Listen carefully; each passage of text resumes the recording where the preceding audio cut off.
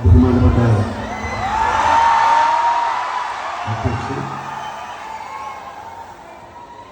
കുടുംബശ്രീ ദേശീയ സദസ്സുകള ഉദ്ഘാടനം ചെയ്ത ബഹുമാനപ്പെട്ട മന്ത്രി എം രാജേഷ്, പ്രസാദ്, വേദിയിലും സദസ്സുകളുടെ വിശിഷ്ട വ്യക്തികളെ, സഹോദരി സഹോദരന്മാരെ, എല്ലാവർക്കും നല്ലൊരു സഹായമായി നേരുന്നു. ഏറ്റവും മനോഹരമായിട്ട് ഈ വേദിയിലേക്ക് എന്നെ പൂച്ചെണ്ട് നൽകി സ്വാഗതം ചെയ്ത പൊന്നമ്മ ചേച്ചിക്ക് എൻ്റെ ഹൃദയത്തിൻ്റെ ഭാഷ പറയുന്നു. ഇവിടെ മന്ത്രി പറഞ്ഞതുപോലെ വലിയ കർമ്മത്തിൻ്റെ ഭാഗമായിട്ടാണ് ഞാൻ വെൽക്കം ചെയ്യുന്നതിനെ കാണുന്നത്. കാരണം ഏറ്റവും വലിയൊരു പ്രോബ്ലമാണ് നമ്മുടെ കേരളത്തിൻ്റെ ഈ മാലിന്യം. ഒരുപാട് പ്രാവശ്യം പലതരത്തിൽ നമ്മൾ പറഞ്ഞിട്ടുള്ള കാര്യമാണ്. സിവിക് സെൻസ്, നമ്മൾ ഒരു ബോധമുണ്ടാകണം. ഇന്ന് നമ്മളിവിടെ എടുത്ത പ്രതിജ്ഞ എല്ലാവരും എത്തട്ടെ, അതിനുള്ള മനസ്സ് നിങ്ങൾക്കുണ്ടാകട്ടെ എന്ന് ഞാൻ പ്രാർത്ഥിക്കുന്നു. കേരളം ലോകത്തിന് മാതൃകയാകുന്നത് വിപ്ലവകരമായ ചില മുന്നേറ്റങ്ങളിലൂടെയാണ്. ഇത് നമുക്കറിയാവുന്നതാണ്.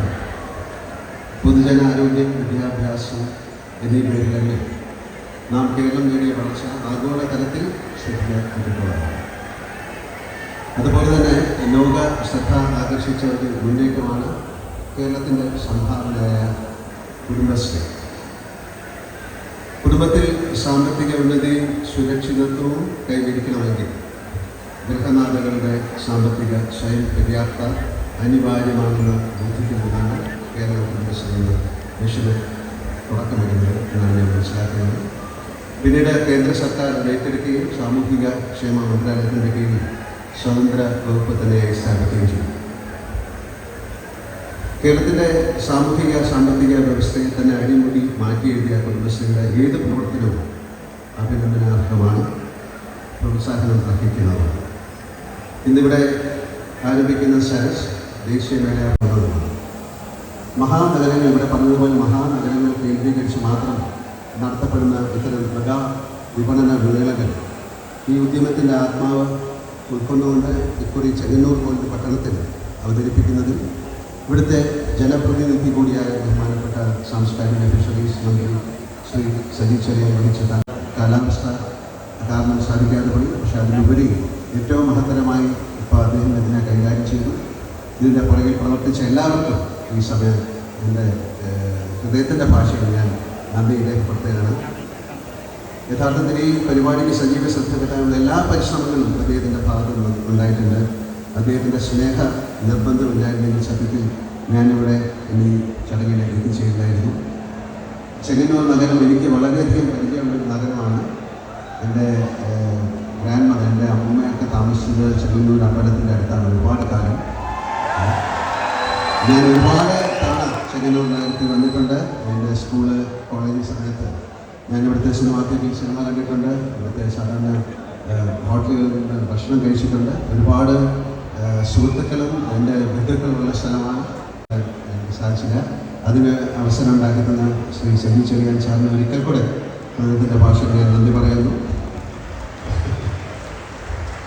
അതുപോലെ തന്നെ ഏറ്റവും നല്ല ഒരു പ്രവർത്തനമാണ് ഈ രാജേഷ് സാർ പറഞ്ഞതുപോലെയുള്ള ഈ മാലിന്യമുക്ത ഈ ഗവൺമെൻറ് ഒരുപാട് കാര്യങ്ങളിൽ പരിഷ്കാരം ഉണ്ടാക്കാൻ ശ്രമിക്കുന്നുണ്ട്. പരിഷ്കാരം എന്ന് പറയുന്നതിനുപരി ഒരു സിവിക് സെൻസ് സാധാരണ ആൾക്കാരിലേക്ക് എത്തിക്കാൻ ശ്രമിക്കുന്നുണ്ട്. തീർച്ചയായിട്ടും ഈ മുന്നേറ്റത്തിന് നമ്മളെല്ലാവരും കൂടെ നിൽക്കേണ്ടതാണ്.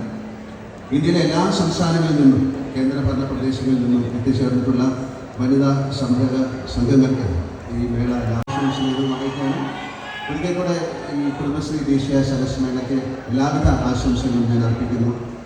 എല്ലാവർക്കും നല്ല സഹായം ഒരിക്കൽ കൂടെ നേർന്നുകൊണ്ട് ഞാൻ നിർത്തുന്നു. ജയ് ഹിന്ദ്. Thank U.